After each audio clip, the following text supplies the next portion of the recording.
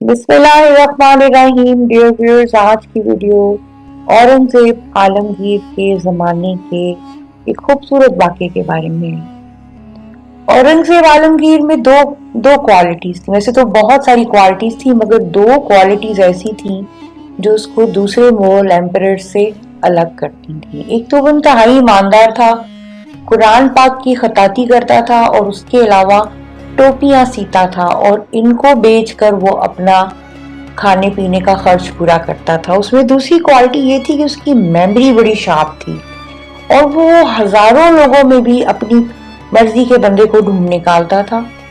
उसके पास एक बहरूपिया आया, दोनों की शर्त लगी। बहरूपिया ने कहा कि मैं ऐसे भेस बदल के आऊंगा कि आप मुझे पहचान नहीं पाएंगे।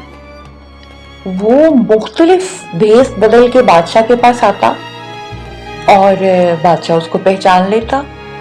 अब आखिरी दफा उसने क्या किया कि वो किसी पहाड़ के किनारे जाके बैठ गया, पहाड़ के ऊपर, और उधर बैठ के आंखें बंद की और अल्लाह अल्लाह शुरू कर दी। दिन रात अल्लाह का नाम लेता।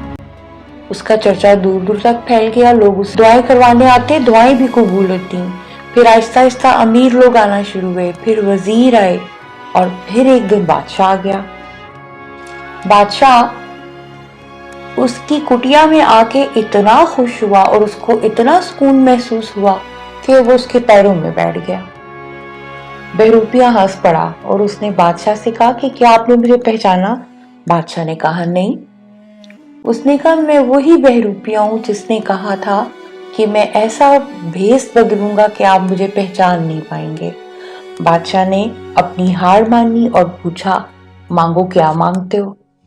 बहरूपिया ने कहा, जिस अल्लाह का नाम झूठ मूठ लेने से ये हाल है कि वक्त का बादशाह आपके पैरों में आके बैठ गया, जब उसका नाम सचमुच लिया जाएगा तो आलम क्या होगा।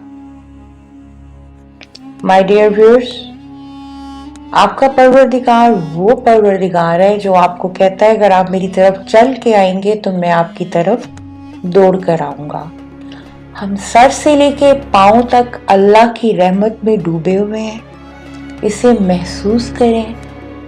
दुआ ये है कि परवरदिगार हमसे राजी हो जाए और हमें अपने पसंदीदा तरीन लोगों में शामिल कर ले। आमीन। अल्लाह हाफिज।